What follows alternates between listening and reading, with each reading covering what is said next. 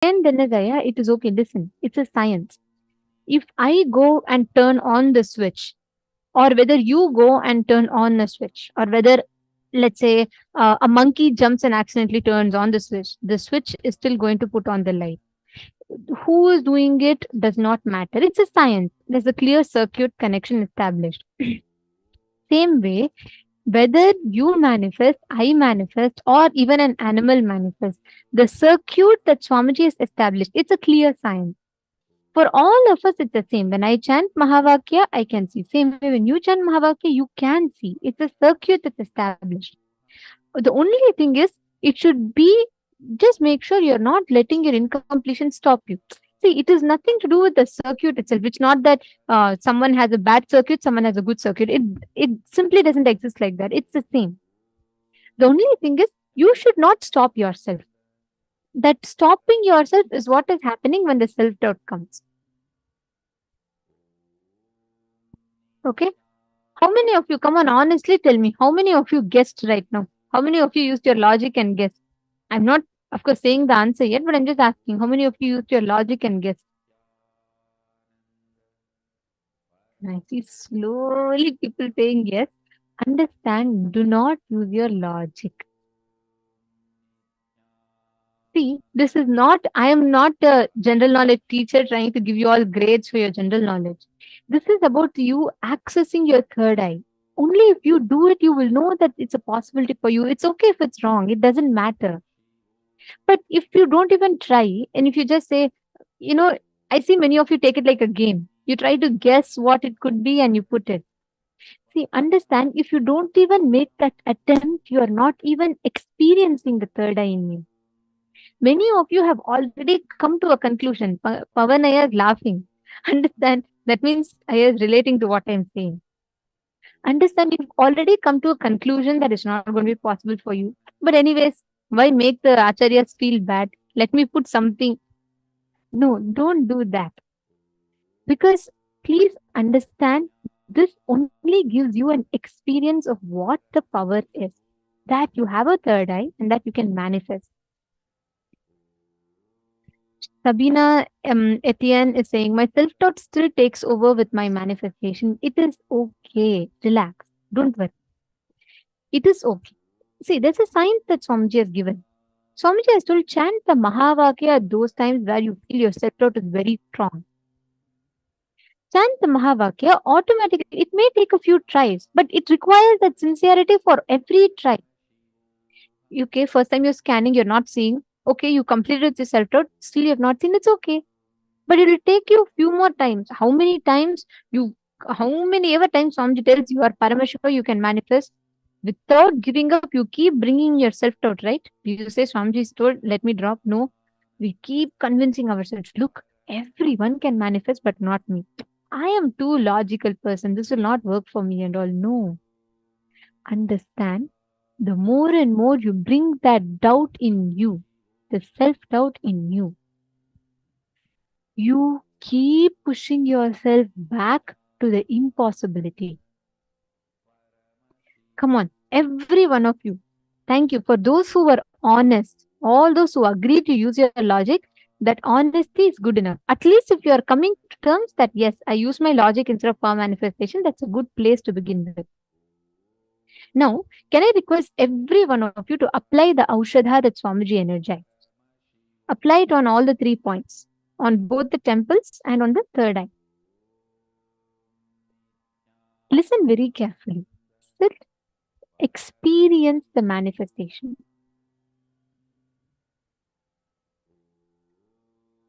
Ma Chandrama Bhairavadu, please understand, when you sit and when you manifest, you will start, first it may be very different for you. It may be even strange for that matter. You may feel like, oh, it's not coming for me. But sit with the decision and it will take that few tries. And with that few tries, with persistence, when you manifest, you'll have a breakthrough. So every one of you here, Ma Jessica Martin, Ma Shante, I request every one of you to do it. I'm going to project the object again. I will not tell the answer till I make sure every one of you here manifests today. Come on, let's do this. All of you scan through your third eye, chant the Mahavakya, You're all going to scan the same object one more round and you're all going to identify. No using logic. If I see with my two eyes itself, I can understand it's a rock. You don't need third eye for that. You're going to see what cannot be identified with your normal eye. You're going to identify what it was used for, what was it, what is the speciality of it, where did it come from, or whatever information that you're seeing. Are you all ready for it? How many of you are committing to do through the third eye this time?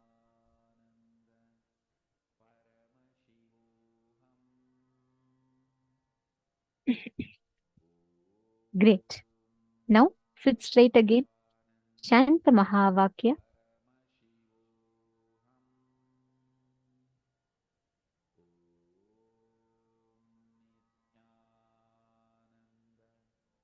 Close your eyes. You all can, even you can keep your eyes open, it doesn't matter. See the object. Now, scan through your third eye. Let Swamiji reveal to you whatever this object is. No using logic this time. All of you only scan through your third eye and identify.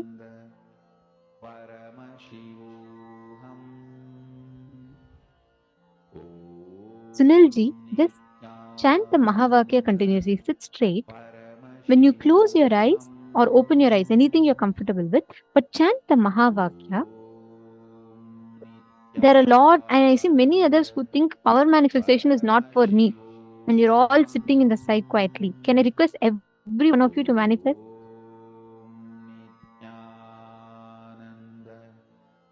Yes. Kalai Selvan Ramaswamy Ayya. You will actually see it clearly in your third eye. Swamiji will show you. Whatever Swamiji is showing you, just type it out.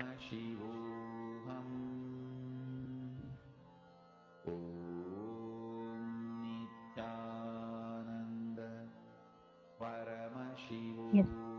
Chant the Mahavakya.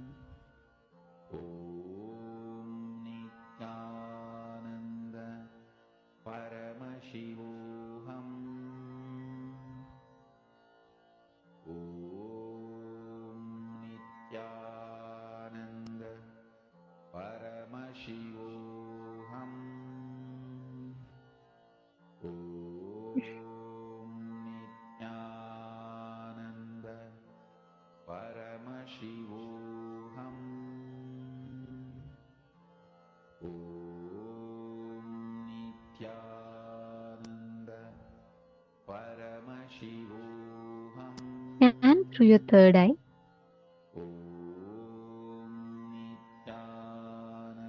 It could reveal any different things. It's okay. But just see, chant the Mahavakya. If the thought is coming and distracting you, go back again to manifesting.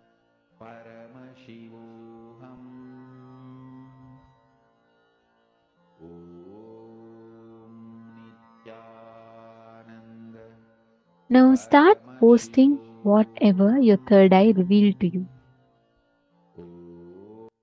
Please start posting whatever answers your third eye revealed to you.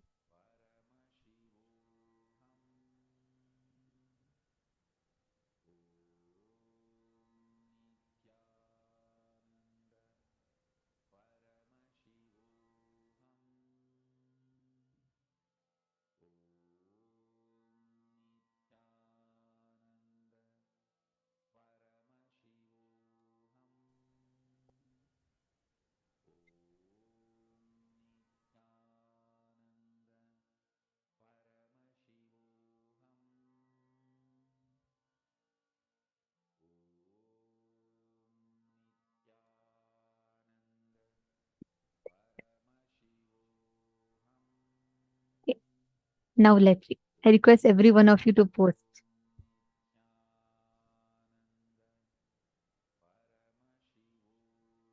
Arjun Ravishankaraya, it's very beautiful that you are honestly posting whatever you are seeing. That's a good thing.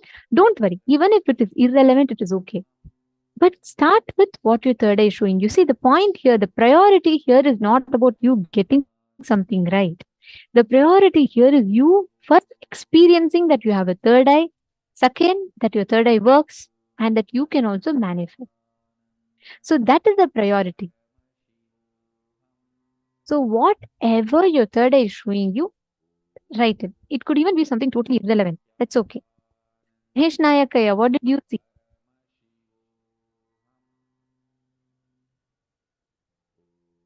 Come on, all of you post. Suddenly people are getting surprised.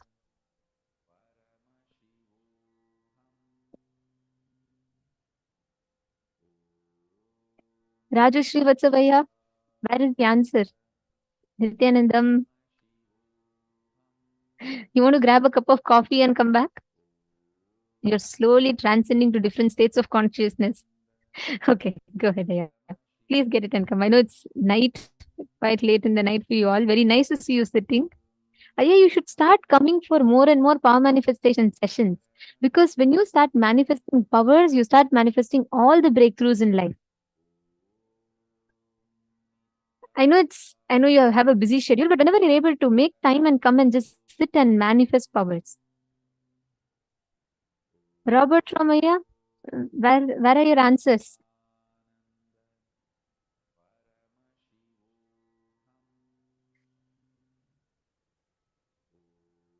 Okay. All right. Now I see a lot of answers being posted. I see in the female room also, a lot of you have posted answers. Great. Okay. Now I'll tell you all the answer. I appreciate that all of you took the time again to scan through your third eye and not through your logic. That's wonderful. Now let's verify the answer. So this was probe. This was a particular kind of a probe made in like a certain material. On 4th of July 2004, NASA crashed a washing machine sized probe into a comet that was the size of Manhattan, and the probe was released from NASA's Deep Impact captured images of Comet Temple 1 before, during, and after the collision. This particular image was taken from that probe, and this is this is a particular image photograph by that taken by that probe. So this is the answer. Now I want to tell you all one thing. It doesn't matter whether you manifested it or not. The first step, appreciate the fact that you're seeing through your third eye. As you see, it only requires you to keep manifesting it a number of times to experience that breakthrough. Understanding? So it is okay if you didn't get it, but don't give up. Okay? Great. Now let us all enter into the next session. We're going to be manifesting further and further. We'll be manifesting more rounds in the further sessions of the day. Now we'll be entering into the next session of the program where we will be understanding about what is simple integrity and what is simple obedience. Guru Tattva is only to lead you to the Guru embodied. Vedanta, principles, great philosophies, Guru Tattvas, practice, everything is only just to reach you to the embodied Guru. Only embodied Guru can give you enlightenment. No Tattva principle can give you enlightenment directly. Even an incarnation like me, I needed an embodied Guru. Directly, Paramashiva has to come as Arunagiri Yogishwara, embodied form. And has to liberate me. Understand?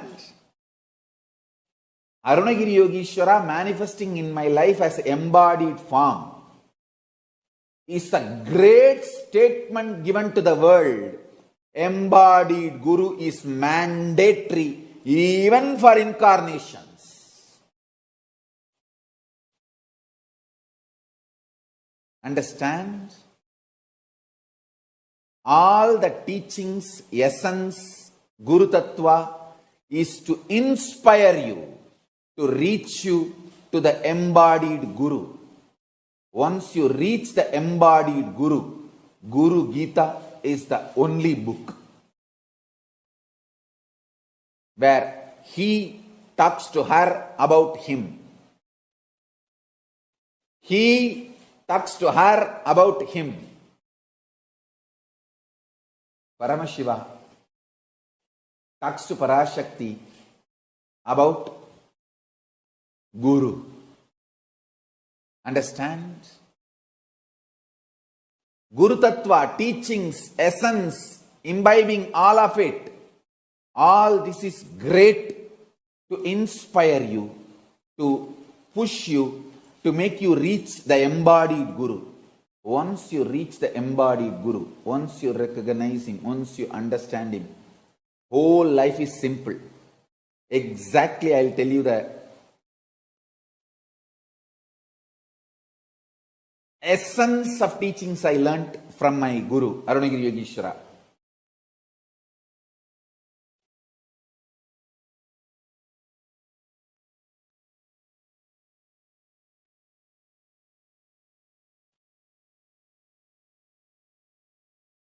Simple word. If I have to translate the essence of what I received from Arunagiri Yogeshwara, have simple attachment to the embodied Guru, simple obedience to embodied Guru. That's all.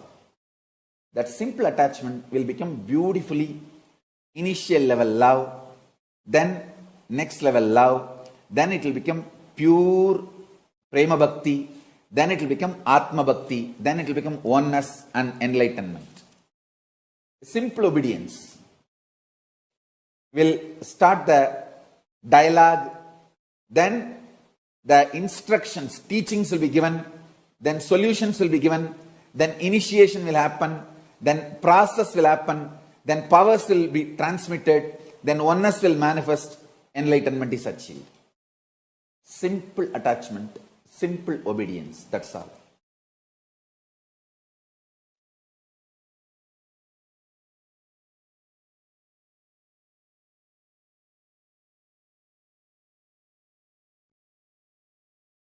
All teachings, Guru Tattva, essence to be imbibed, all this ultimate truth, everything is only to connect you to the embodied Guru. Once you have reached the embodied Guru, after that only one teaching, simple attachment, simple obedience, that's it. Then simply the transmission happens and you become enlightened. If you want real enlightenment, because only Guru knows what has to be imparted in you and where you have to be given a breakthrough. No teaching, no tattva can, because tattva and teachings, all that your mind can digest and make a very cunning structure for you to continue to flourish, thrive in your delusion. Most of the time, when people keep only the teachings and leave the embodied Guru, they become so cunning to make the structure for themselves internally, mentally, to thrive in their delusion and continue to feel that they are great spiritual seekers or enlightened beings. If your Vedanta, Guru Tattva, all the ideas you learnt, after reaching Guru, if they are trying to stop you, divert you or obstacle, drop the ideas and concepts and philosophies you learnt, not the Guru. Guru is living real being. Drop the teachings, not the Guru.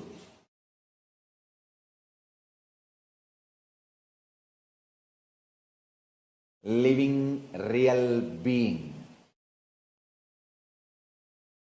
is the only one who can transmit the Shaktipada, power manifestation, and give you enlightenment. If you are a real seeker, seeking real enlightenment, simple attachment, simple obedience to the Guru, that's it. Embodied Guru, that's it. And anything else comes in between you and your embodied Guru, drop all of it.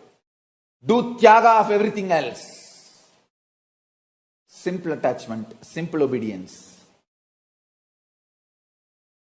is the only truth do tyaga of everything else other than this one.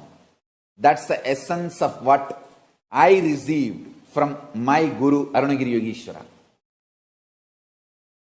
This is a big statement Paramashiva is giving. Hey, when I incarnate, I assume the body of the Guru, I become embodied Guru and initiate myself and get enlightened. This is a statement he is making to the world.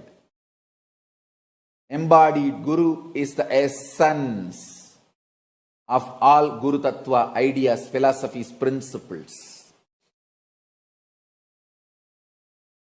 Only embodied Guru can give you enlightenment and make you manifest the next higher level consciousness. Only embodied Guru can give you the breakthrough. Without embodied Guru, with just a philosophy, you only become more cunning. And you create your own structure and justify your delusion. All just philosophy, principle, teachings, ideas, concepts without embodied living Guru only makes you more deluded, and your delusion becomes justified delusion. When you learn to justify your delusion, you become arrogant and absolutely nothing good can happen to you. Doomed.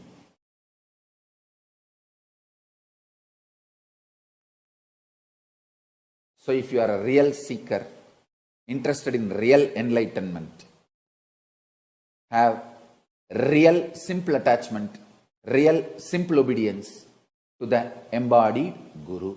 That's it. It's for all real seekers who are interested in enlightenment.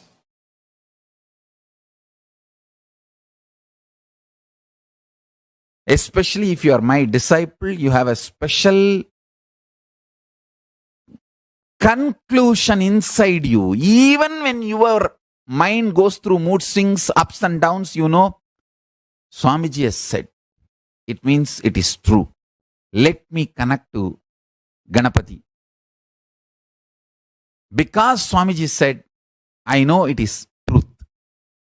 That gives you the whole strength, like not only your strength, my strength becomes your strength. That is the power of integrity to Guru. Understand? Whenever you declare your integrity to Guru, all the strength of the Guru becomes your strength.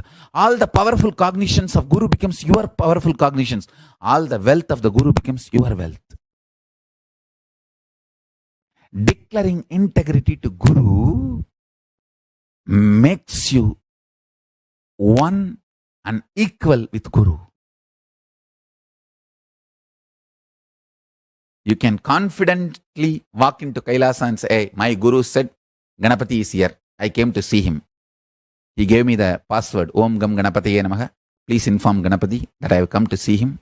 Want to have his darshan. My Guru told he exists. My Guru has seen. I tell you, really he exists. And he responds. Fools are those who say God is one. I tell you, in reality, God is oneness, not one. The oneness is God. I tell you, when you experience the higher consciousness, decide to be integrated to higher consciousness. In my case, I decided I'll be integrated to my Guru, Arunagiri Yogeshwara. That's all. Just my integrity to my Guru, Arunagiri Yogeshwara. He makes sure I am protected. He strategizes properly. The right door will be opened and the right door will be closed. And if all doors are closed, he opens the roof and airlifts me. He does what needs to be done.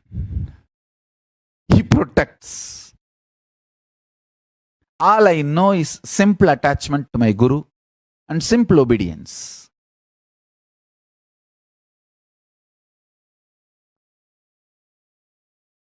He clearly sends the instruction in the buddhi without any doubt. He just clearly speaks, clearly manifests. I tell you,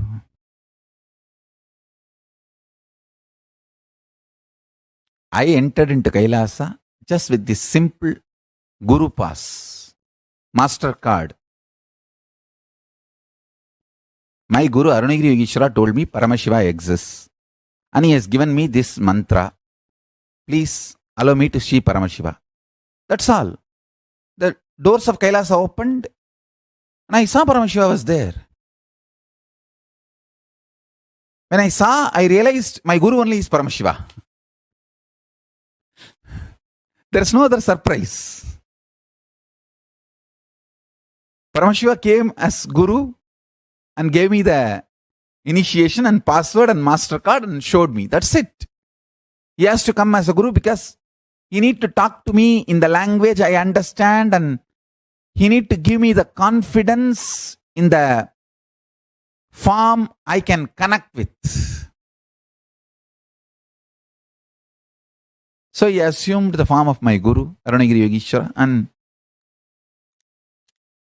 initiation. That's it. One powerful cognition. Master is Master Card. Master is Master Key. Simple integrity to Guru's words. My Guru has said Ganesha exists. He is alive. He exists. Ganesha is there. He is there. Let me connect with him.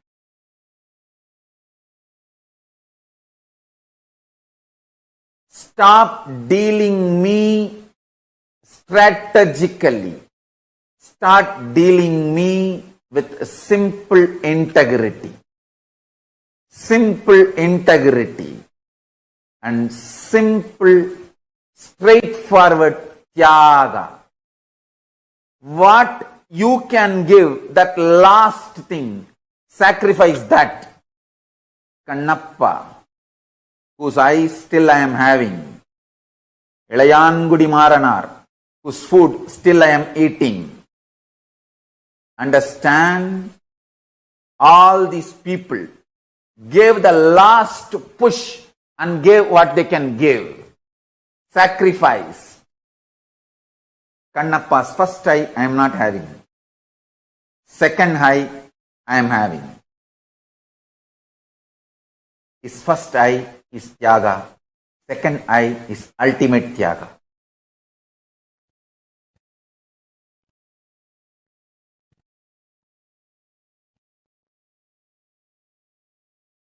When Ilayangudi Maranar and his wife cooked food for me, they tied cloth on their nose because they did not eat for 3 days.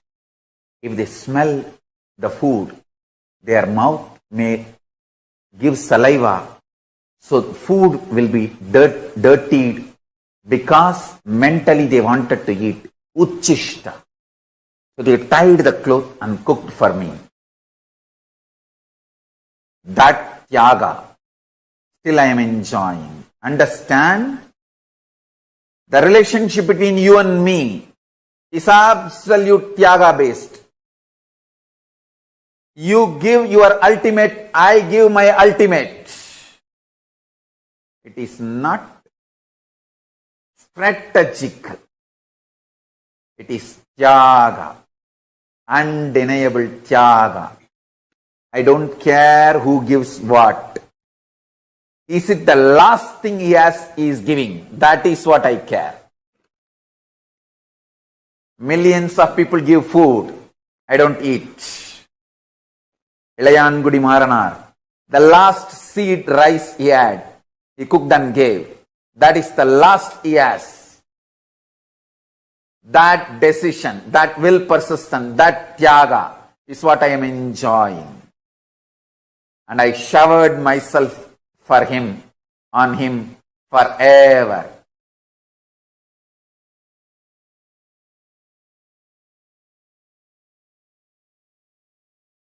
Tyaga is the bridge between guru and disciple, not any other strategy. Fifth, simple one-liner. Simple attachment, simple obedience. That's it.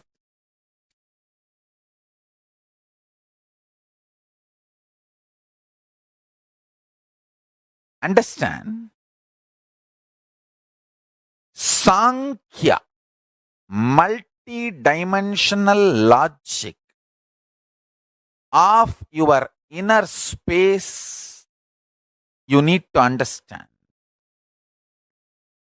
When you declare simple integrity to the Guru, you do not lose anything but you gain everything. The benefits you will get by declaring your simple integrity. Simple integrity. Why I use the word simple integrity? No, you don't need to give money. You don't need to even do anything special, separate. It is just conscious declaration. I allow Paramashiva, the ultimate power of the cosmos, to manifest in me as he manifested as my Guru. Sankhya of declaring your integrity. Multi-dimensional logic of declaring your integrity. I will reveal it to you. See, the conscious decision, conscious declaration gives Paramashiva to enter into you.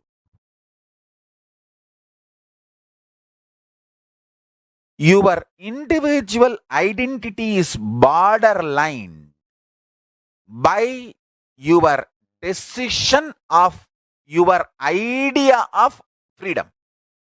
If you consciously declare, I declare my integrity to Paramashiva component in Swamiji, in my Guru. If you declare even that much, that's enough. See, now I have given a very insured declaration. Very secured and insured declaration. You can make a clear disclaimer. I declare my integrity only to Paramashiva component of my Guru Nithyananda Paramashivam.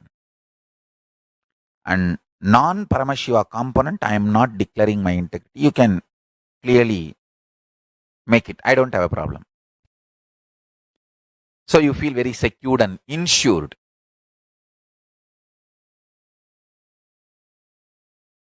Understand? But this declaring your integrity is too important because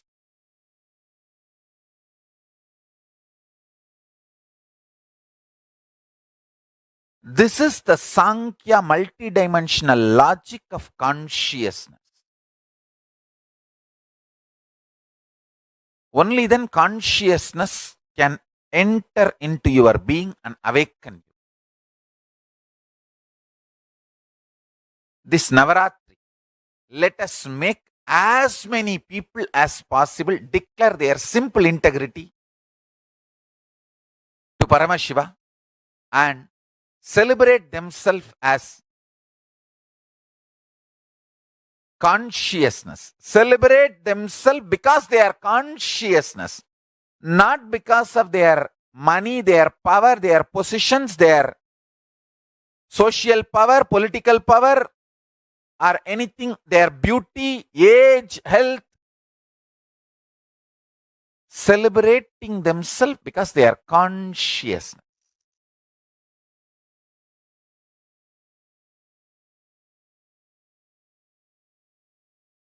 Just these two. declaring simple integrity to Paramashiva component of your Guru. When you declare your simple integrity to the Paramashiva component of your Guru, and you decide to celebrate yourself because your consciousness, this too is a, I tell you, most successful recipe for power manifestation. Deadly combination. Nothing can kill you after that. Deadly combination for destroying all the ignorance and powerlessness and impossibility.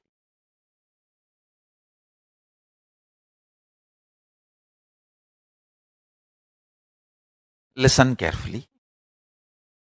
The vibrant presence of Paramashiva, called Parashakti. Understand? The vibrant presence of Paramashiva, called Parashakti,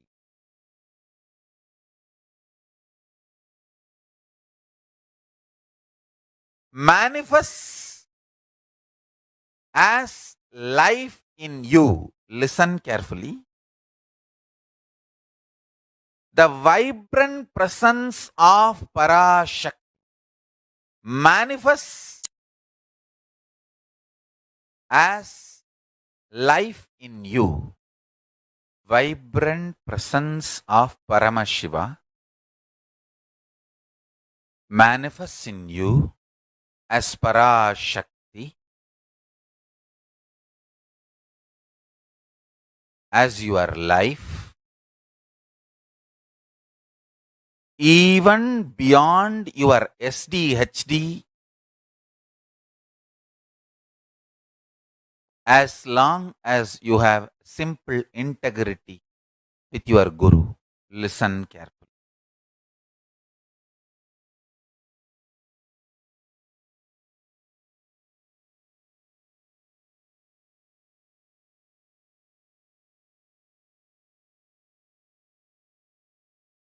This powerful cognition can manifest the life as you consciously visualize.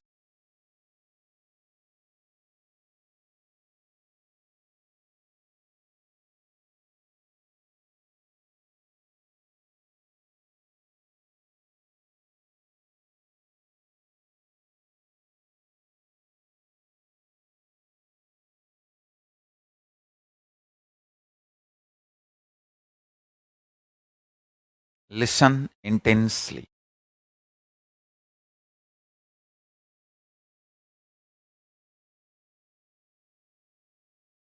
Paramashiva,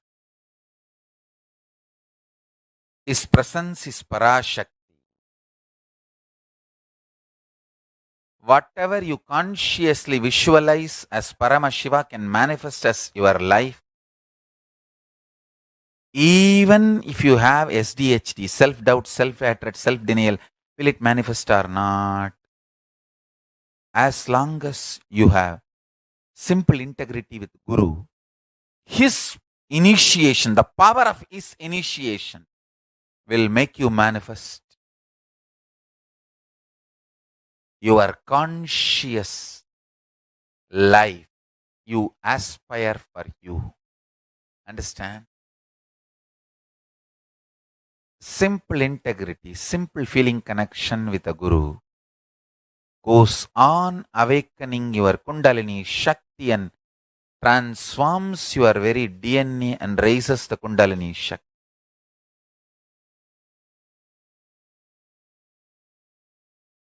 More and more power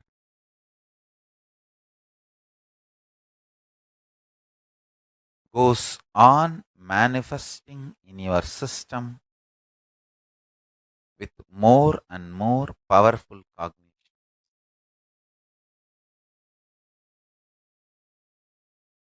The amount of time you spent to build each powerful cognition is your tapas. Every time when I surrendered to my Guru, I felt my surrender to my Guru empowered me, not him. He did not get empowered, or he did not get any power over me. I got empowered. Actually, I got the power over him and I got empowered. When I became his puppet, I became the most powerful Parameshwara. I did not lose anything. I only gained everything. I tell you, when I started realizing this, my surrender became intense. My surrender became intense.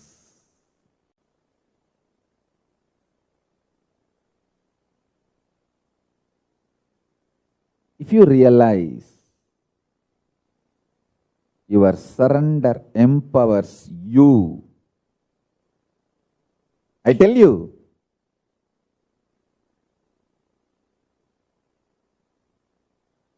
if you realize your surrender empowers you, your surrender gets more and more intense, and the higher realities opens for you.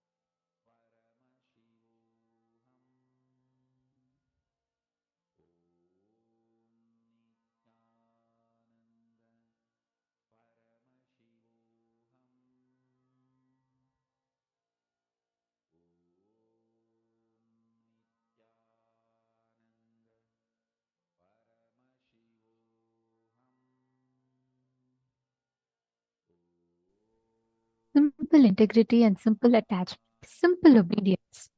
I think Swamiji summed up what exactly it means, what it takes to manifest this space so beautifully to all of us. Just experiencing simple integrity and simple obedience is enough. Guru Tattva is only lead you to the Guru embodied.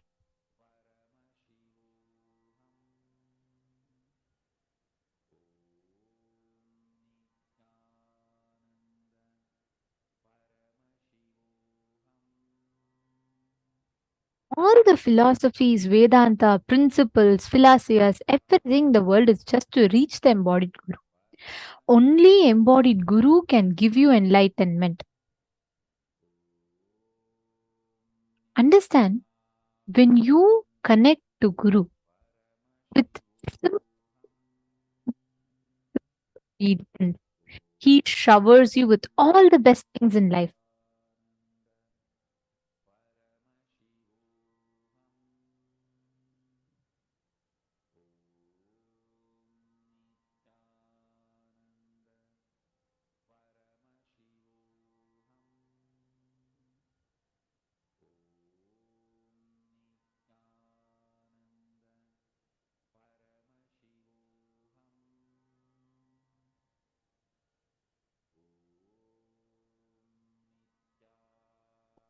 Just Guru gives the best things in life as a reality to you. This very beautiful verse from Guru Gita. Yes, Shravana Matrena Dukadimuchyate Yena Margena Munaya Sarvajñatvam Prapayadire. Just by listening to which an embodied soul becomes free from all suffering. In completion, by living with path of great sages have attained the state of Sarvagnya, the all-knowing, by attaining which man never again gets tied back to the bondage of samsara, the cycle of birth and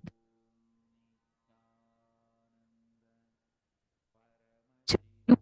Like the glory of Guru. What is what space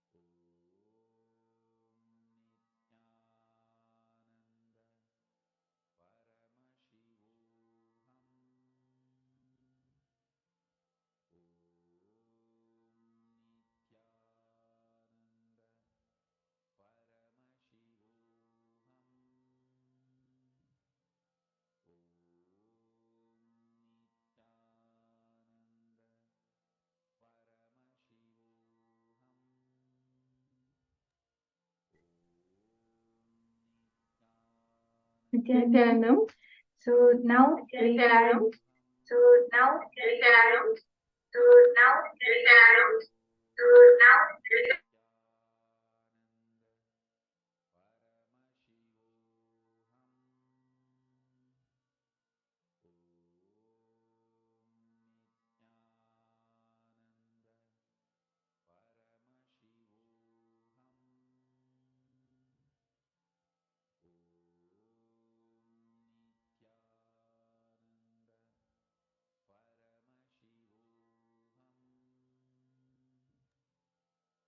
Nithyananda, sorry for that. So now we had a very powerful satsang by Swamiji, where Swamiji explained about simple integrity and simple attachment to the Guru. How when you have simple integrity to the Guru's power becomes your power, the Guru's strength becomes your strength. So now let us all start the power manifestation. Just hold the same cognition Swamiji said. Sacrifice the last thing which you have, right? Whether it was Kanappa or whoever it was, they just sacrificed the last thing which they had. The Tyaga of the last thing which they had. And Paramashiva, Swamiji told that I am always with them, with giving my blessings till today. So let us all sacrifice our doubts, our incompletions, or whatever is blocking us from power manifestation. And let us just decide to have the simple integrity to Swamiji and simple obedience. If Swamiji said that we can manifest, means yes, I can manifest. That's all. So let's just hold that powerful cognition and start the power manifestation. So now we are going to manifest the power of scanning objects. So I am going to hold an object and all of you will have to scan what that is. Okay. So I request all the participants to get ready and just sit in that space of oneness with Swamiji. Yes, please understand, as we decide, as Swamiji said, it's just a decision. So I request all of us here, just decide. Decide to have that simple integrity to Swamiji and drop all your SDHD. Once you drop all your SDHD, you will see Swamiji will simply flow through you and you will be able to manifest. Yes, so now I'm holding an object. I request all the participants to connect to Swamiji and chant the Mahabhakya. Just hold your Atmalinga or your Kantamala, or however you connect to Swamiji and declare that Swamiji, I am dropping all my thoughts, all my incompletions, everything at your feet. Just manifest through me. Have that simple integrity to Swamiji. You'll see that the image or the word or whatever Swamiji is showing will just appear in your third eye. So I request all the participants to chant the Mahavakya and connect to Swamiji.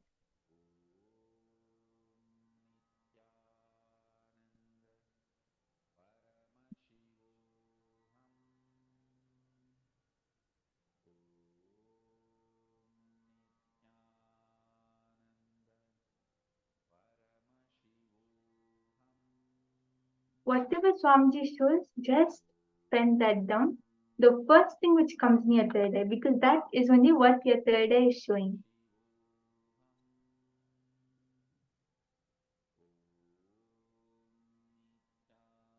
Chant the Mahavakya and connect to Swamiji.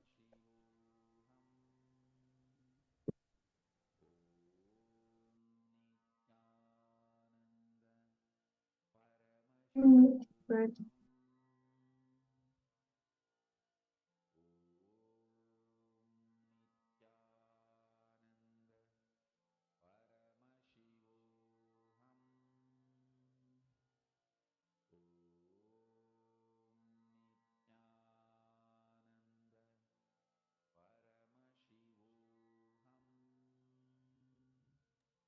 Yes, so I can see that a few participants have started posting.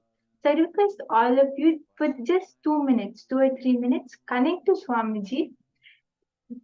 Just visualize Swamiji in your third eye. Have the darshan of Swamiji and drop everything at his feet. Just sit for 2 minutes and chant the Mahavakya. After that, the first thing which you see in your third eye, you can post that. Okay?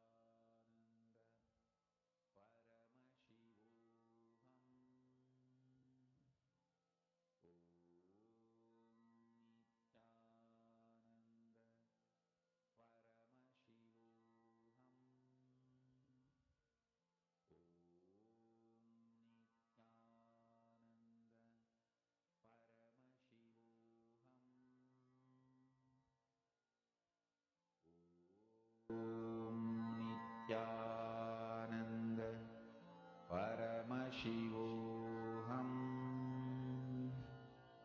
Om Nithyananda Paramashivoham. Om Nithyananda Paramashivoham.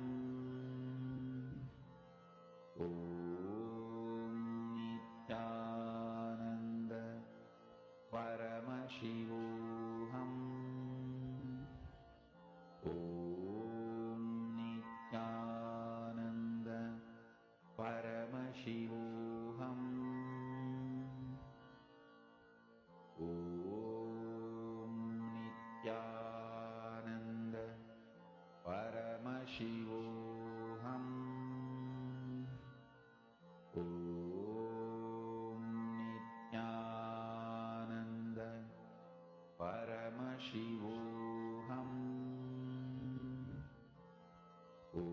Om Nithyananda Paramashivoham.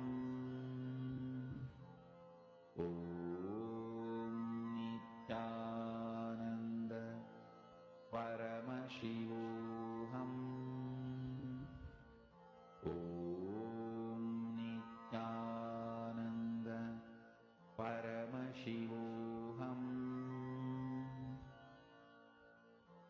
Om Nithyananda Paramashivoham. Om Nithyananda Paramashivoham. Om Nithyananda Paramashivoham. So I request all the participants to start posting whatever Swamiji is showing you, Paramashivoham. whatever image or word, anything which comes in your third eye, you can post that in the chat. And don't have any filter or don't let your mind come in between. Oh, it will surely not be this. Let me try again. No, the first thing which comes in your third eye, post that. Whatever Swamiji is showing. Okay. So I can see many people have posted Ma Heidi, Ma Jocelyn, Ma Priyatma Surupini. Okay, that's great.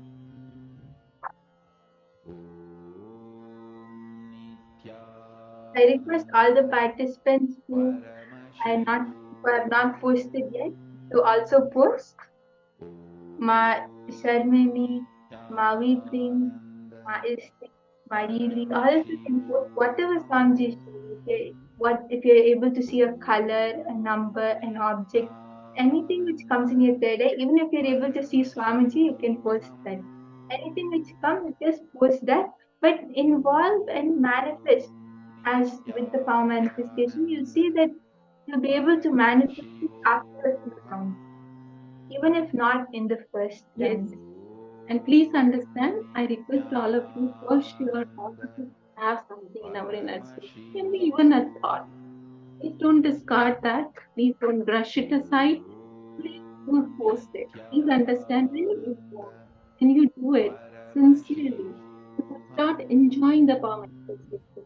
And that interest and involvement itself takes Swamiji to flow through us. So each one of us are interested in for Swamiji to flow through us, right? So let us show it in action. I request all of you to please put their answers in the chat. Okay, yes. So now I'm going to be telling the answer. If anyone else, if any one of you want to post, you can quickly post your answer.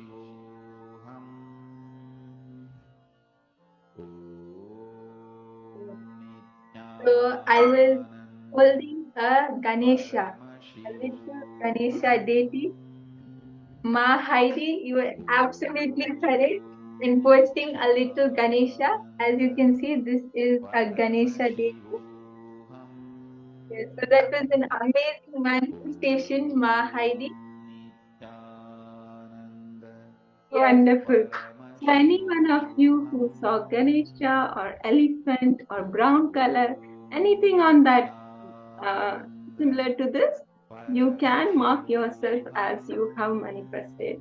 Ma Jennifer, you saw a temple which is also related because Ganesha is a deity and which is related to temple, so that's also wonderful. Ma Jennifer, now we'll be doing one more round, so you just sit and connect to Swamiji more intensely. You'll see that this time you'll be able to get it accurately on spot, okay? Yes. So now I'm holding another object. I request all the participants to connect more intensely to Swamiji and just pray to Swamiji. You'll see that you'll be able to see the answer clearly in your third. There'll be no doubt about it. So just chant the Mahavakya and again declare your simple integrity to Swamiji. Let us hold the cognition. I am. Let Swamiji flow through you. Let us all sit straight. Keep your head, neck, and spine in straight line. And chant Mahavakya. And look through your body.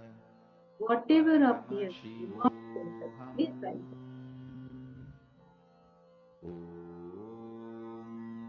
Nithyananda Paramashivoham Om Nithyananda Paramashivoham Om Nithyananda Paramashivoham Om Nithyananda Paramashivoham Om Nithyananda Paramashivoham Om Nithyananda Paramashivoham Om Nithyananda Paramashivoham. Okay. So Ma Priyatma Sarupiti, you saw a bright yellow color. Okay, that is great. Just continue manifesting and connect to Swamiji. Ask Swamiji to show precisely what the object or whatever I'm holding. So ask Swamiji to show exactly what that is. Okay. So you're starting to manifest. Just try it once more. Keep manifesting and connect to Swamiji more. Please understand, some of us have already started manifesting. So let us all mirror neurons of each other. We'll see power manifestation will simply happen. Just decide.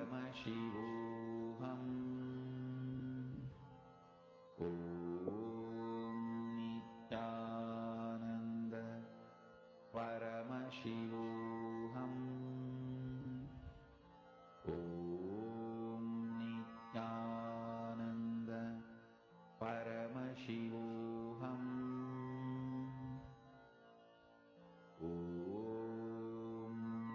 Nithyananda Paramashivoham.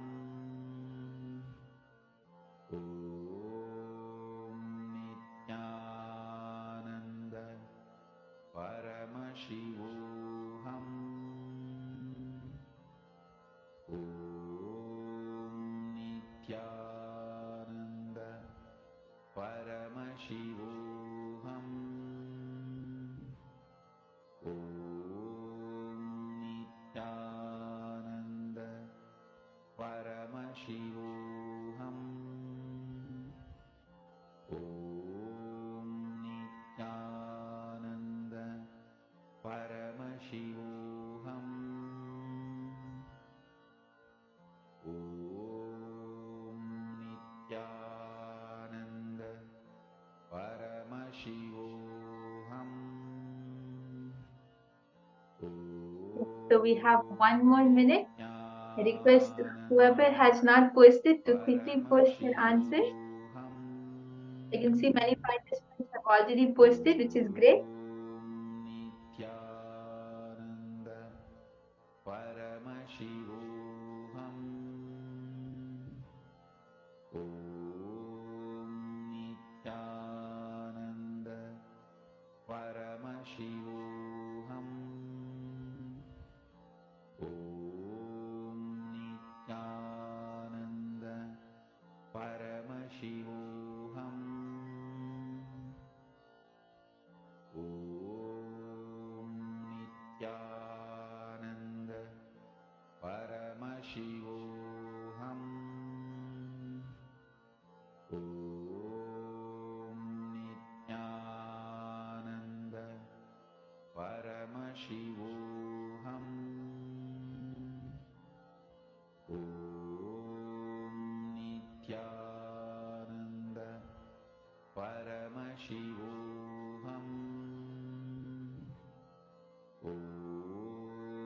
Nithyananda Paramashivoham. Om Nithyananda Yes. Paramashivoham. So I can see many participants have posted. So I am going to be telling the answer now. So I was holding a Rudraksha Mala. So Ma Jayanti, that was spot on. You got a Rudraksha band. That's great.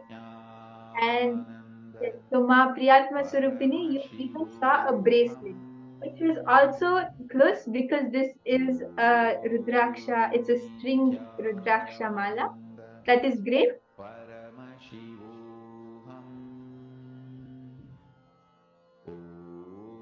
Okay, yes.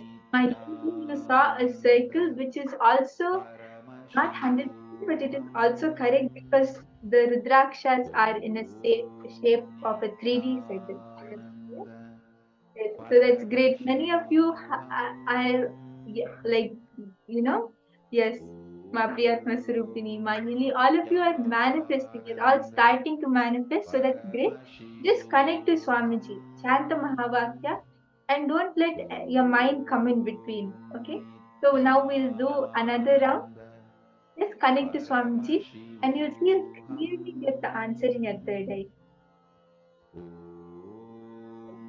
So everyone is ready. Please do not miss the session. It's really interesting. And many of you would be thinking, yes, I thought of it, but I did not post. So let's not do that. Please post.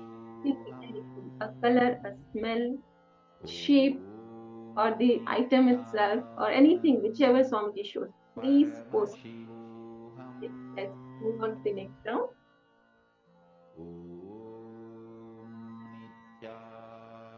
I request all of you to chant the Mahavakya and connect to Swamiji. Nithyananda Paramashivoham. Om Nithyananda Paramashivoham. Om Nithyananda Paramashivoham.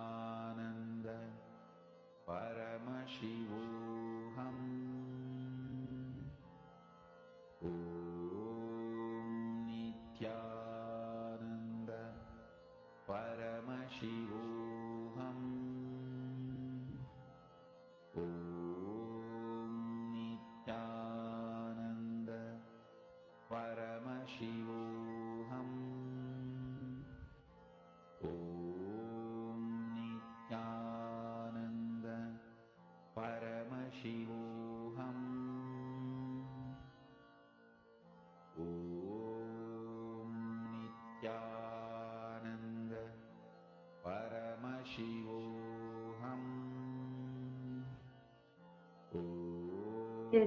all the participants can start posting what Swamiji is showing you, whatever you're able to see. If you're feeling something or seeing something, if you see a number, a color, anything with Swamiji shows, you can start posting.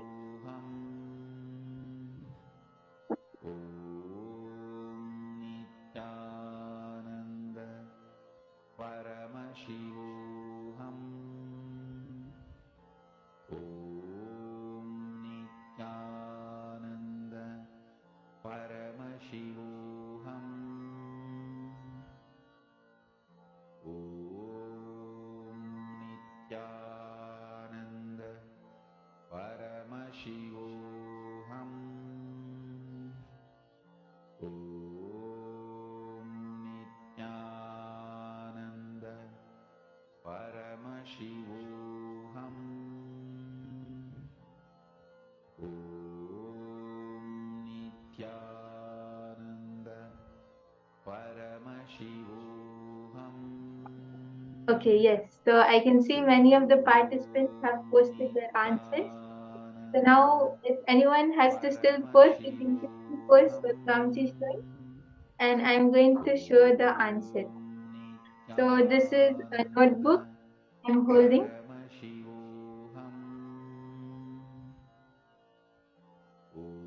an orange notebook. Yes.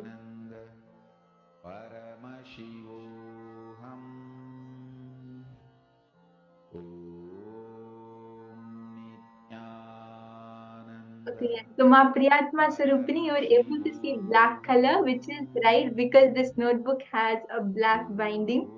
So that was amazing. And many of the participants, many of you were able to see. This is great.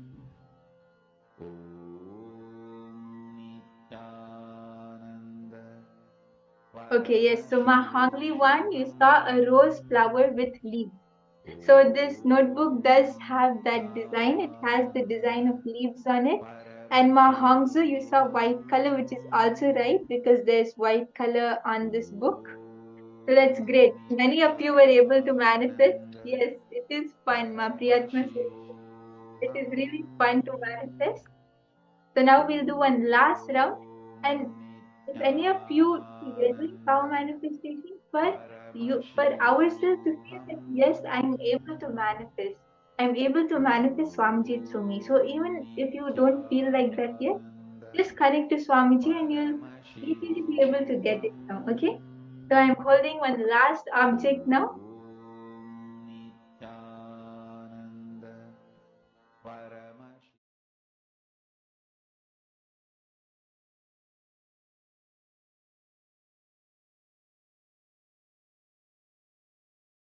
Working for success, planning for success always leads to failure. Working for excellence always makes you successful. Understand? Planning for success, working for success always leads to failure. Working for excellence always makes you successful. Listen and internalize. Understand?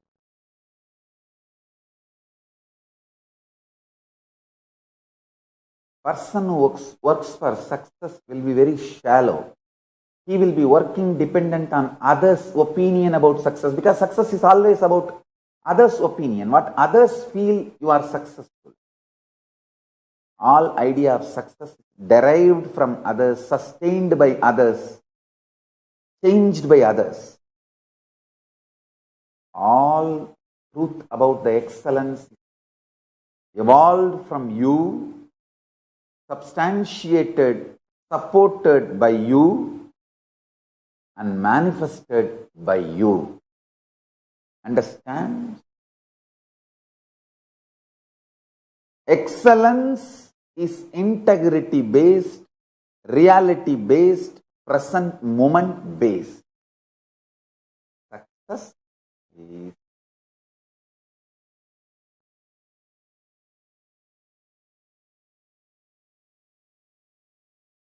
others' opinion based. A person who lives with all the time strategizing cunningly bothers about success. Person who lives with a simple integrity evolves with excellence. Integrity is all about whatever Paramashiva has given you, you will manifest everything, breaking all the life negative patterns.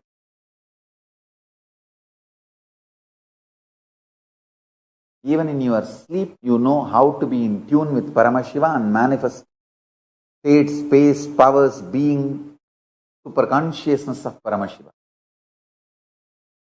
Excellence is all about from where you are, raising yourself to the next. Success is all about others and how things go with others. I tell you,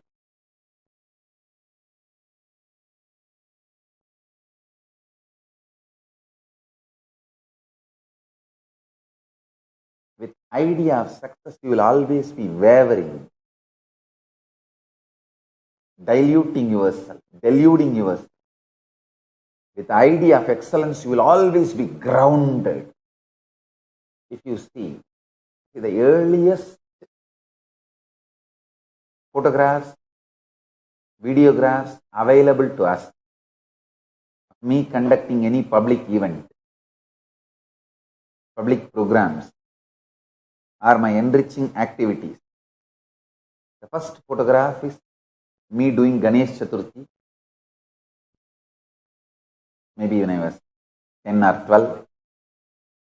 And the next we have me doing Chandi Homa in Tiruvannamalai and Kaundappadi. Understand, if you see those photographs detailed, whether the side tables or the tables covered with a clean white cloth, or my hand key, or everything needed for the sacred rituals, the way it is arranged. And those days, I did not have even one assistant. I was all alone. You can see the key of the room where I was staying in my hip. Means I did not even have a second person to whom I can hand over the key of the room where I was staying, where the puja items are kept. Actually, I lock the room only if the public property is kept there, because I myself don't have any personal property. I locked the room where I was staying because all the puja items, Naivedyams, are kept in that room for the 3-day ritual. So the room was locked, but key is in my hip. You can see in those photographs. Understand, if you see those photographs, you can see very clearly from that time I started my life until now. It is all about excellence. If I organize Chandi Homa today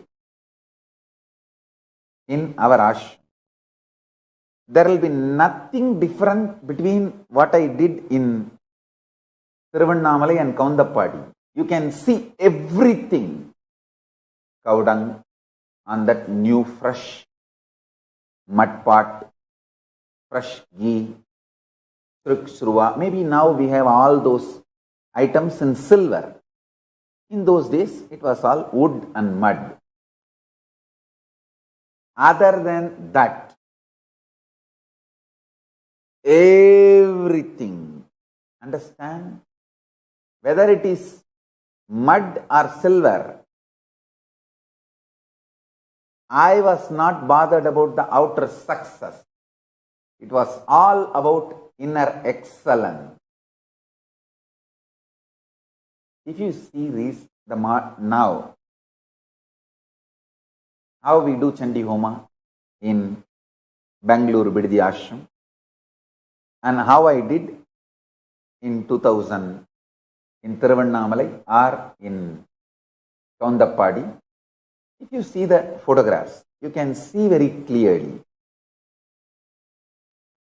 People who look with the eyes of success will see, wow, that time it was just mud pot, now it is silver pot. If you see with the eyes of excellence, the intensity is same. Intensity is same. I always worked for excellence. Mud pot became silver pot. Maybe the side effect of my excellence. But I don't consider that as a success. And I don't consider anything as success. Tomorrow itself that silver pot may become even gold pot. But I don't consider that as success. I consider excellence means intensity with which we connect with Devi and the power of Devi manifesting, Parashakti manifesting. That's all. Excellence makes you excited more and more. Idea of success makes you feel bored, tired, even if you achieve success. If you don't achieve success, you become frustrated. If you achieve success, you become tired and bored.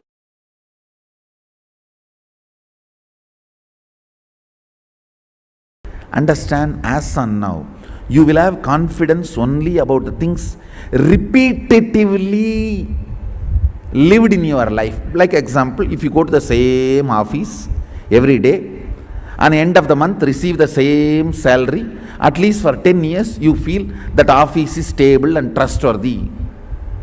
And you get grounded, trusting that office. A repetitive actions and results only gives you the grounding and the trust. I tell you, experience of the awakened state and alive state will give you tremendous grounding and trust on very life, your life, that you are not going to die forever. Understand that grounding is a fundamental right of every human being. I know for sure I am not going to die. When this body is not functioning as I want, I will only be sitting and planning what kind of a body shall we take next time, what should be the size of the beard and what should be the size of the biceps, and that's what I will be sitting and planning. And that is what I will be sitting and planning, nothing else. What kind of a Rudraksha I should be wearing next time. Understand, I am grounded. How much you trust your office, boss, your salary, if you are working in that company for 30-40 years and receiving the salary, how much you are grounded, your very cognition trusts it. Yes, my office exists, I go there and I do this. Every end of every month I receive this salary. It becomes like how stably you trust something which is happening in your life for quite a number of times. Same with that kind of a inner stability, cognition, you will know that you don't have death. Taste of awakened state,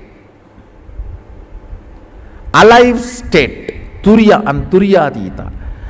Even the tip of the tongue, that nectar is tasted.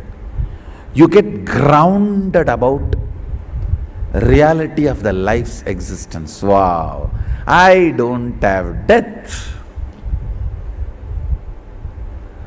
That is fundamental right of every human being.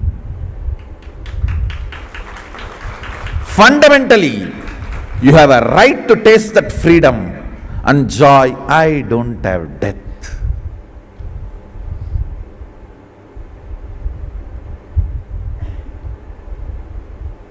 experiencing higher consciousness in your nervous system will give you liberation from fear of the unknown. You will be grounded. Wow. Fundamentally, you will be cleared about the truth. I am a consciousness and I don't die. I embody myself in multiple bodies as I want, as per the laws of the life. But ultimately, I do not die. Your nerves will have that guts. I don't die. Talk to somebody else. Your cognition will be so clear. Your nerves cannot be pushed into nervous breakdown. Even when you leave the body, you will not fall into that nervous breakdown or coma. You will say, all right, I think the body is not able to function as I want, the way I want to exist. Come on, let's design another one body to exist as I want, or just be disembodied being.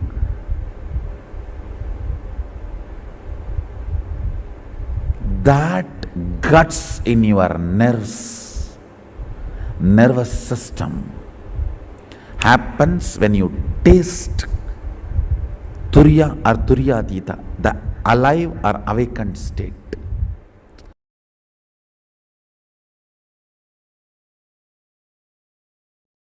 Listen, when you know the charismatic existence called Krishna, when you know this manifestation of Paramashiva called Krishna, you will realize what he means by the word Karmanye Vadigaraste Mabaleshu Katachanaga.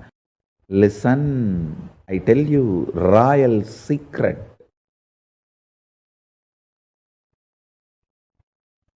Whenever you expect result, the kind of the anxiety, anxiousness, frustration, your mind is more faster than the light and sound.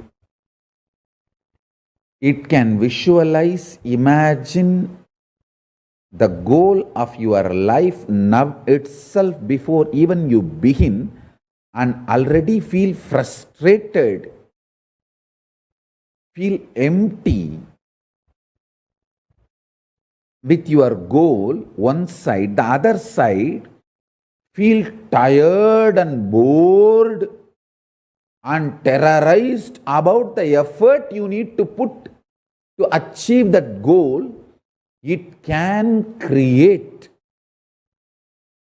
extremely dangerous, multi-dimensional complexities, complications, and life negative patterns. I tell you, there are only two societies in the planet Earth. Societies that believe,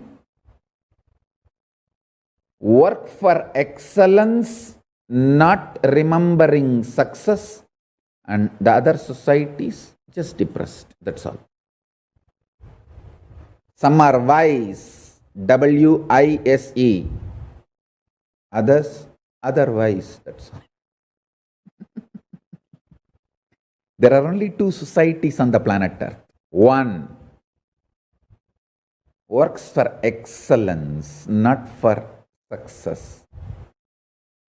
Knows the truth of karmanye vadigaraste mapaleshu gatachana. I tell you, I can just speak on this one verse 10,000 hours.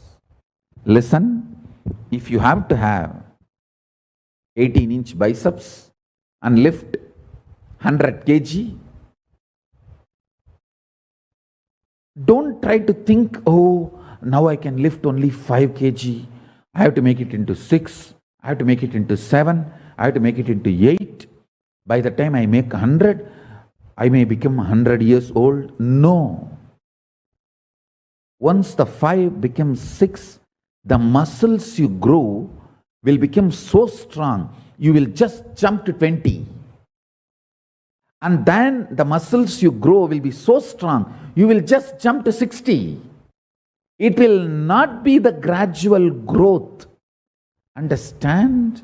When Krishna says, Karmanye Vadigaraste Mabaleshu Gadachanaha, he says, don't put your middle class shitty mind on the grand success you are going to celebrate.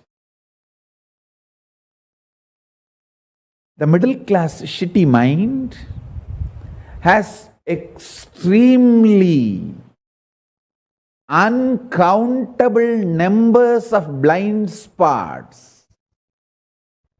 When Krishna says, Karmanye Vadigaraste Mabaleshu Gadachanaha, he means, he tells you to be grounded, excellence based.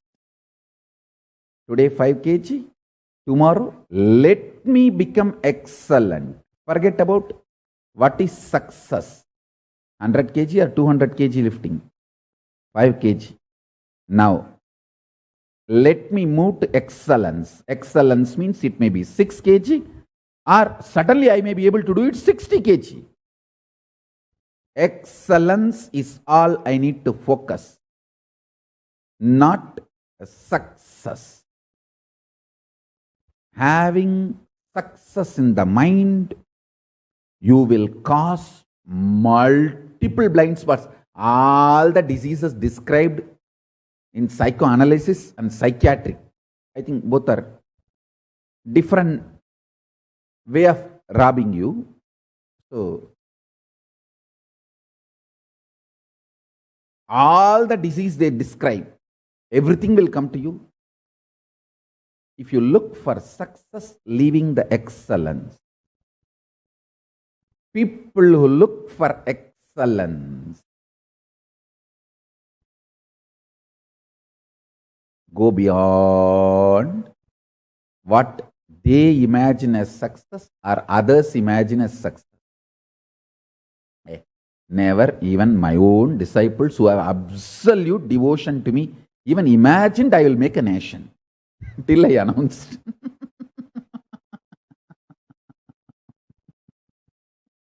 And they said, oh God, whether Swamiji makes it or not is different.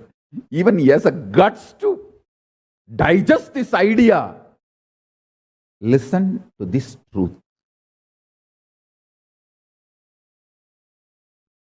Do not bother about success. Work for excellence is not controlling mechanism. It is a liberating mechanism. When your guru teaches, Karmanye Vadigaraste Mabaleshu Gadachanaha, work without bothering about the results, he is not using this as a controlling mechanism. He is using this as a liberating mechanism, liberating you from your Chandala mentality.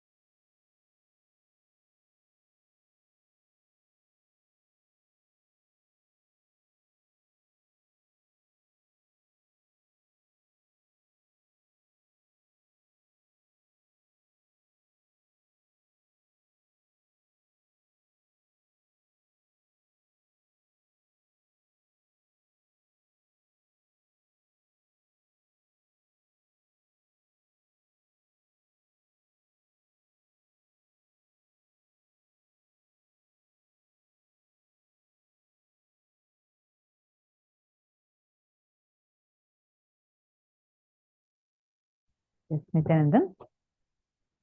Now, Swamiji very, very beautifully. Sorry.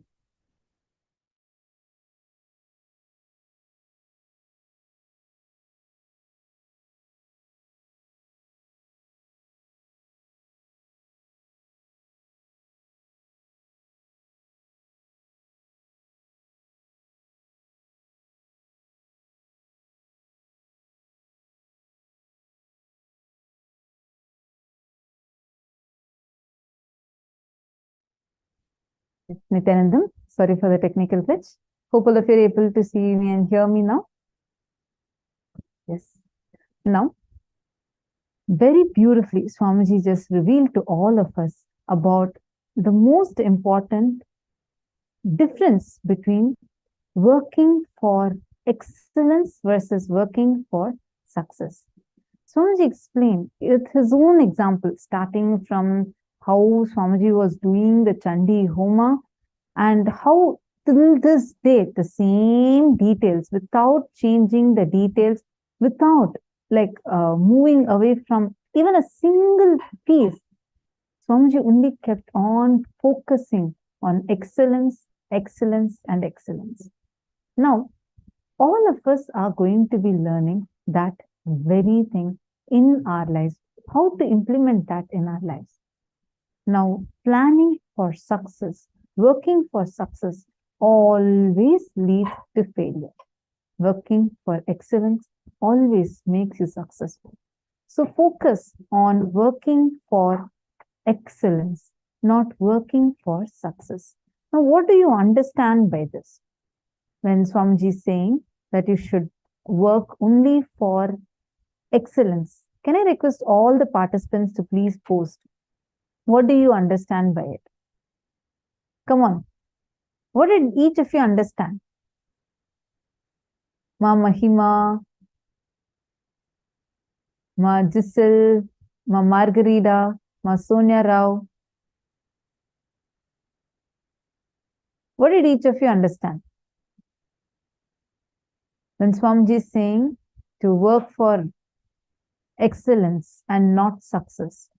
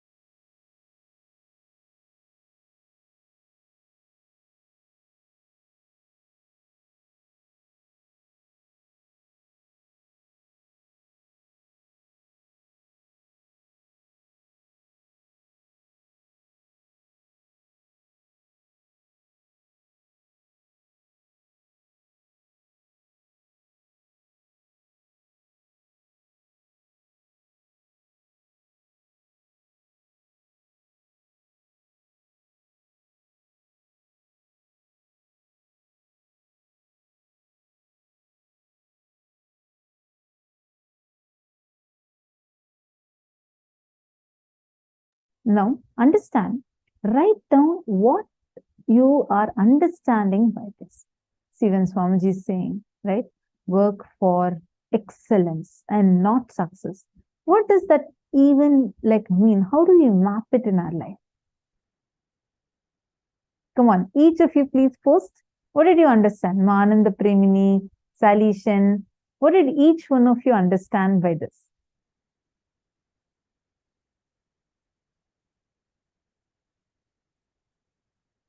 Focus on what we want to manifest, the intention, not the result. Okay, very good, Mahongzu. So what does that mean? More and more. Come on.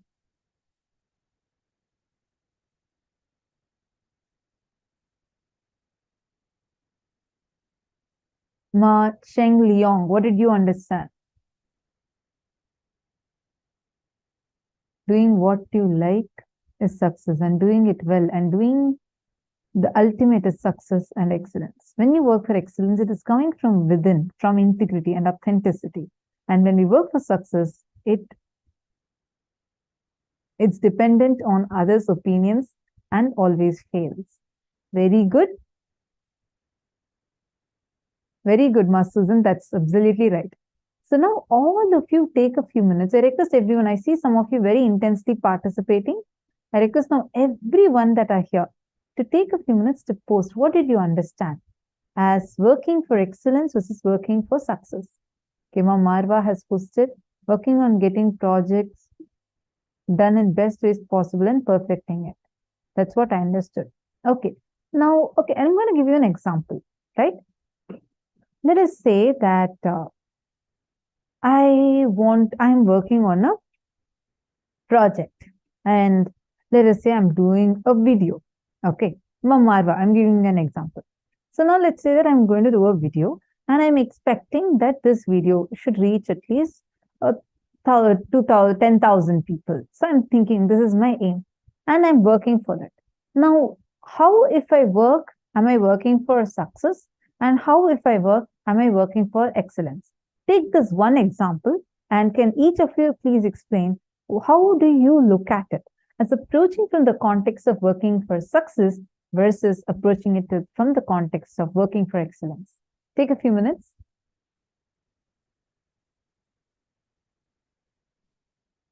The project is, I want to do a video. Okay, I'm thinking, I'm just giving an example. So let's say I'm creating a new YouTube channel, and I'm saying that, okay, this, I want to achieve 10,000 subscribers for this YouTube channel. Now, how will I approach this project from the context of working for success versus how will I approach this project when I'm working for excellence? Please give an example related to this, and I request every one of you to spend a few minutes to explain. Come on. All the male participants, all of you take a few minutes and explain.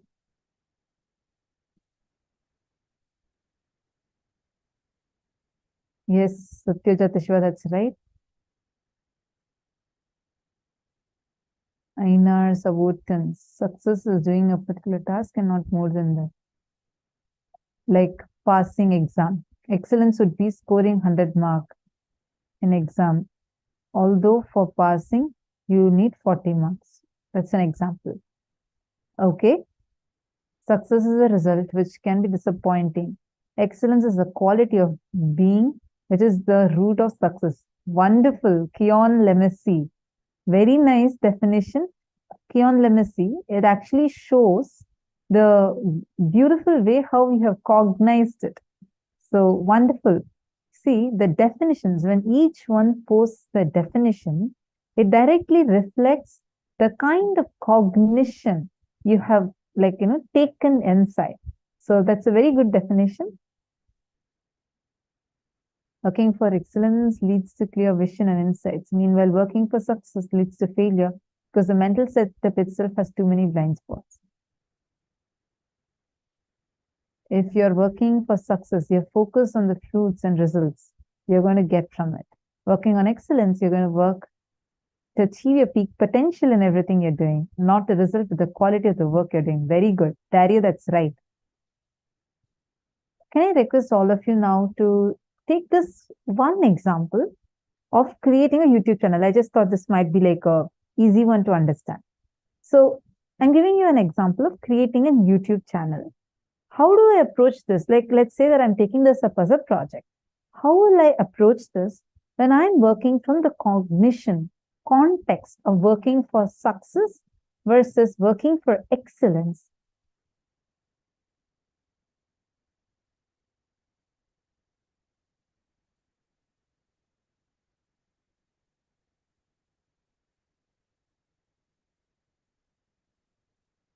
Okay, Satyajata Shivaya has posted, working for excellence here, using your will and vision to be bigger than the goal you put, without bothering about the time and numbers, seeing beyond the results you'll get. Okay, interesting. More and more. I request everyone to type.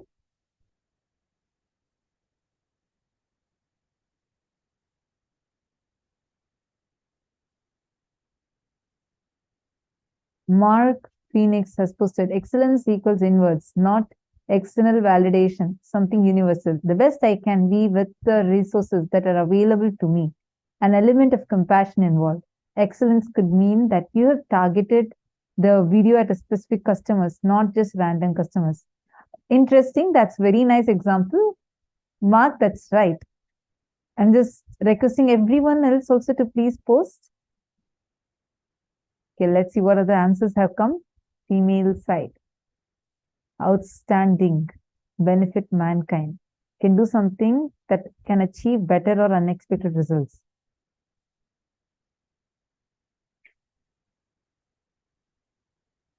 Muscle Oz. See, you can do business with anything. You're understanding? The business itself is not wrong. How you will exist otherwise without you gaining money? You're understanding? The cognitions you cherish, the context with which you do it, and the integrity with which you do it matters. So it's not about you have to work and gain money, right? Otherwise, how you will live in the outer world? You can't live without earning money. You can't live without working and earning money. But how you are working, like what Swamiji gave a very powerful definition. This was in this wealth and abundance workshop. No, be your own boss workshop. So Swamiji explained how usually we think that we try to equate what we do to what our boss is giving. Like, for example, we say, oh, my boss is giving me only $10,000 as salary. So I don't think for that $10,000 of salary, this much work is enough. We start getting into a cognition where we start defining that, okay, so the money that is being paid as our salary is equal to who we are. No. You becoming more and more, you working more and more for excellence will only lead to more and more success for you. It will do good to your consciousness. You being, it's not the task you do, it is the excellence with which you do any task. Take Swamiji, for instance.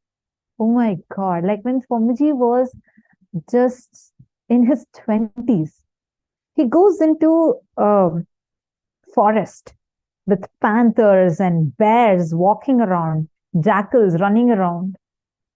It was filled with so many snakes. It was a snake park. It used to be a snake park.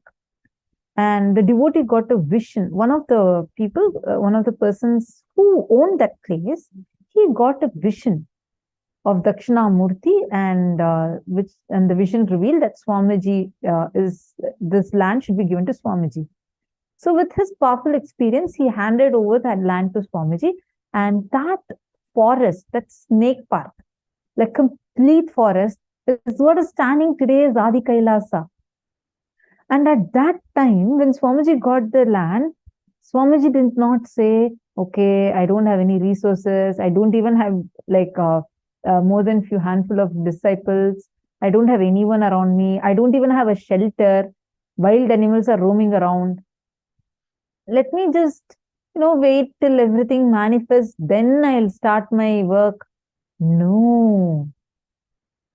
From the beginning, Swamiji started collecting temples, pictures.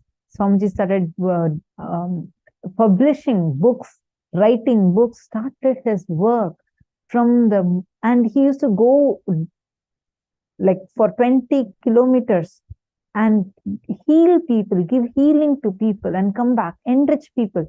He did not say, oh, I'm afraid I can't go out because anytime a bear can come and eat me up, or a jackal is roaming around, panther is roaming around, I can't step out of the house. And Swamiji didn't even have a house. Swamiji had a shed. There was no door.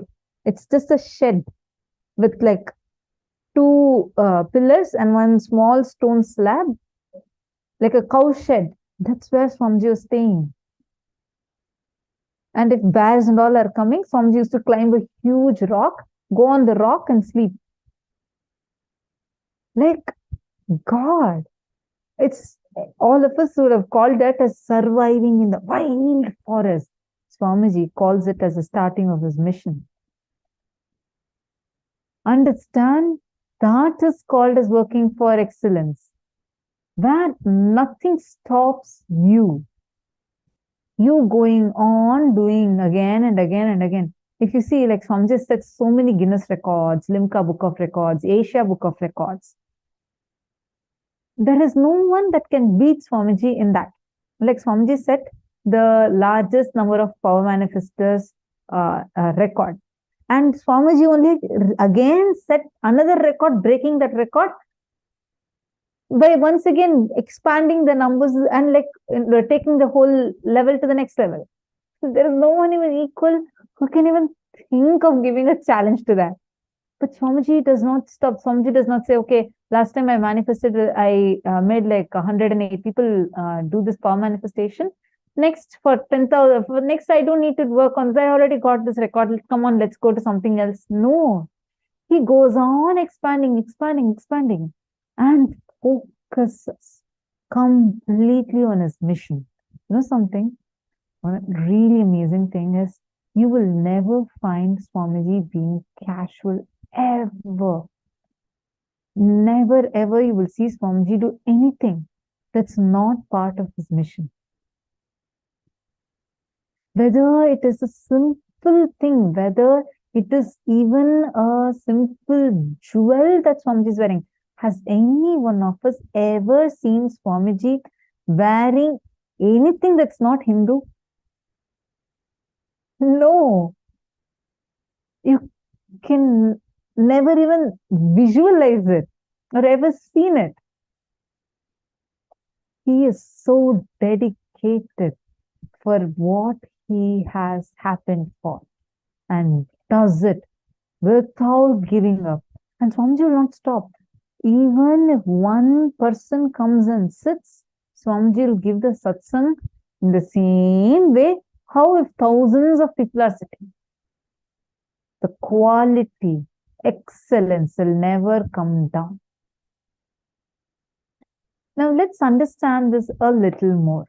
And to answer the question, like as so many of you have posted beautiful ways how you will approach, all of you have posted it rightly.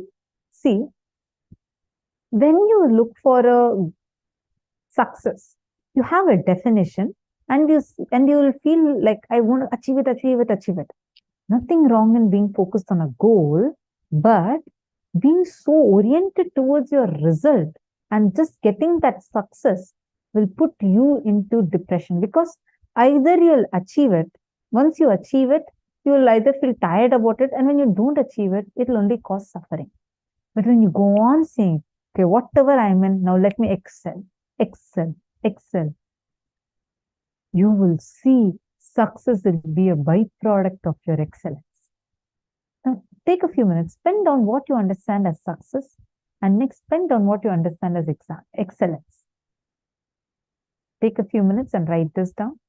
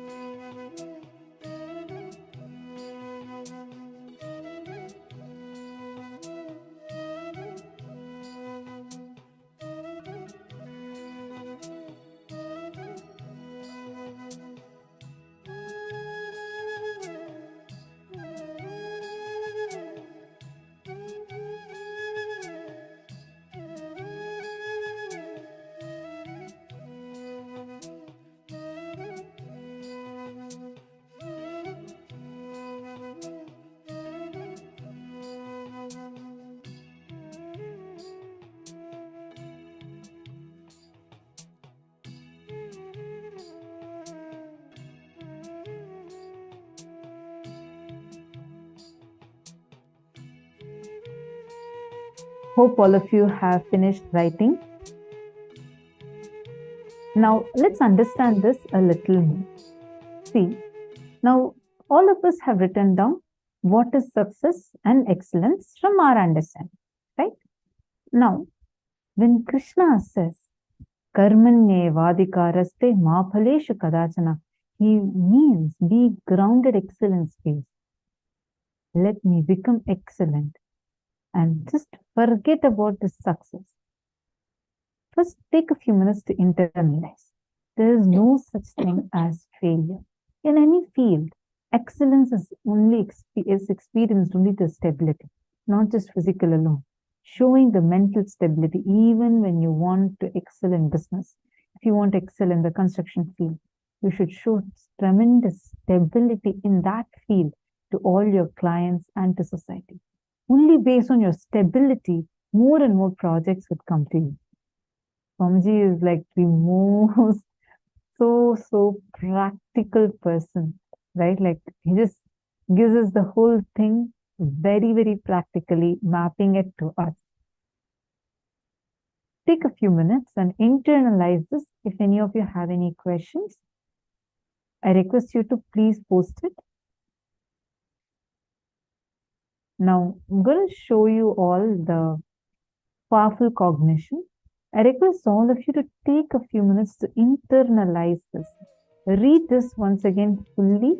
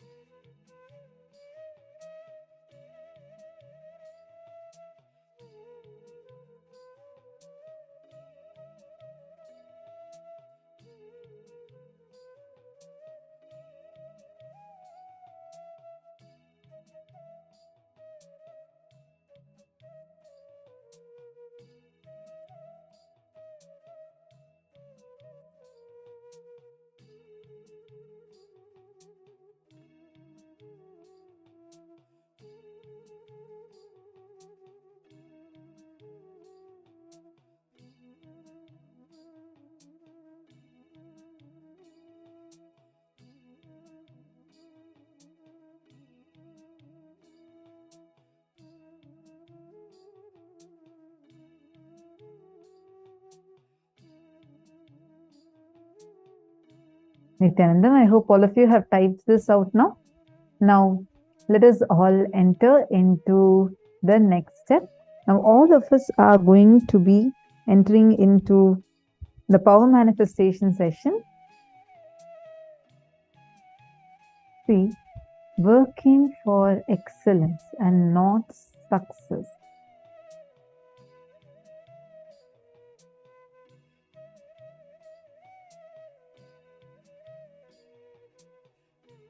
Whenever we run behind this term success, we already have a very limited understanding of what potentially can turn out from that situation, and we run behind that. See, it's not just that you should not have a preset expectation per se. It's not just that. Swamiji tells a very important truth. When you always chase behind what you think is a success, you miss out the gift that Cosmos wants to give to you. What Cosmos wants to teach you through that, you will miss out on that. Because we all have so much of selective listening to what life has to give us. One of my most favorite stories from what Swamiji said. One day, a preacher, a great teacher, he goes to a village and he is preaching the story of Raja Harishchandra. Raja Harishchandra actually is a very beautiful story from Hindu Itihasa history, where he is so integrated, he's so truthful that because of situations, he will have to even sell his own wife and son just to keep his word.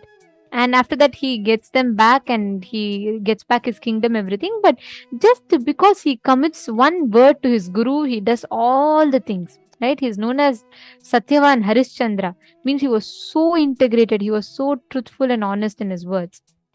Such was his glory. So this preacher is going and he's telling the great story of Harishchandra, the importance of it and everything. And by the end of the story, he looks around. All the villagers are all like looking at him in awe and amazement. So he's like, oh God, people all would have been inspired. So he's asking everyone that, come on, tell me what your understanding is. So he points out to the first person, one of the villagers. He says, I understood that integrity is such an important thing in life. Truth is so great. Anything we can sacrifice for truth. So I understood how important truth in our life is. Now the preacher was feeling like, he felt proud. So he looks at the other guy and he asks, okay, come on, you tell me. The other guy had even more excitement in his eyes and he said, I also understood, sir. So he said, okay, go ahead, tell what did you understand. He said, if situation requires, even you selling your wife is not wrong. See, understand, same story. What conclusion you draw? Same life. What result do you get from life?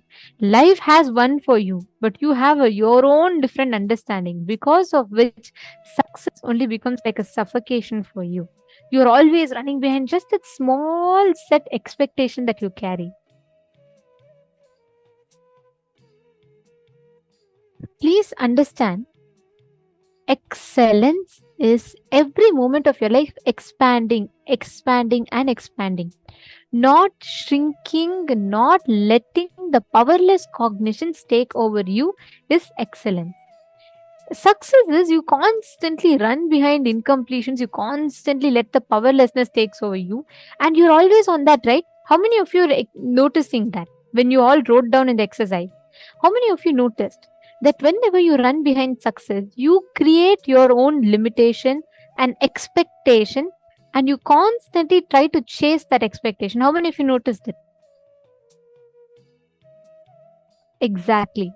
Always, success is constantly putting you on a binding thing. When you are chasing behind excellence, what comes as a byproduct is different.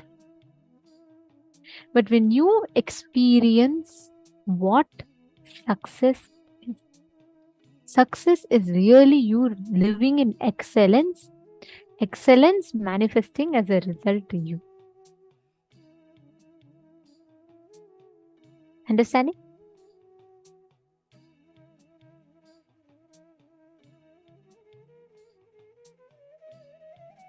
Beautiful. Okay, now with this powerful cognition, let us all enter the power manifestation session. Just one request to every one of you here. When we are sitting today for manifesting the powers, please understand, sit with this decision. You may not be successful right away, but excellence, aim for excellence. Aim to have the next breakthroughs to these powers. Understanding? Decide to walk yourself to the breakthrough with these powers. Now, very simple. Let's all start with this very, very simple, easy thing, right? I request every one of you to decide and sit with a clear decision inside of you. You are going to make sure you're excelling. It doesn't matter if you're just seeing one letter now and you're going to see, like, just one more letter next in the next round. That's okay. But just focus your cognition, your context inside you should be, let me aim for excellence. That's all. Just aim for excellence. Okay? Shall we enter? Okay.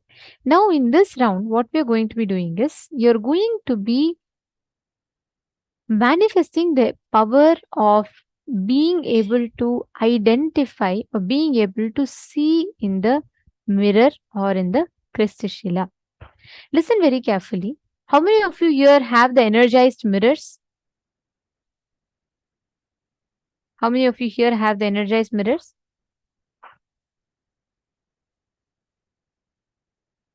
In the previous programs, if you have gotten it energized, you can put yes in the chat. Okay. Can I request all of you to get your mirrors? And if you do not have an energized mirror, do not worry. In the program, you all will be getting an opportunity to get your mirror energized. Great. So now we are going to be manifesting the power with the alchemy products. See, when you are manifesting this power, please listen very carefully. This power will give you the ability for you to manifest the experience of like literally experiencing the cosmic alchemy. It will make you experience that you can transcend the space beyond time and you can manifest, you can see anything that you want. So sit now. What all of you are going to be doing is on the mirror, you're going to be connecting to Swamiji. Please have the darshan of Swamiji on the mirror and connect to a partner. Let that partner give you any one place to scan. You're going to be scanning and identifying the details of that place and describing it to your partner. Let us start. Please connect to a partner. They can give you any place. They can say, for example, Ma Virupaksha, you can connect to another participant here. And she can tell you, for example, scan my office or scan my aunt's house. And you're going to be identifying the exact detail. What is exactly there and what are the exact details. You're going to be identifying that and you're going to be sharing it.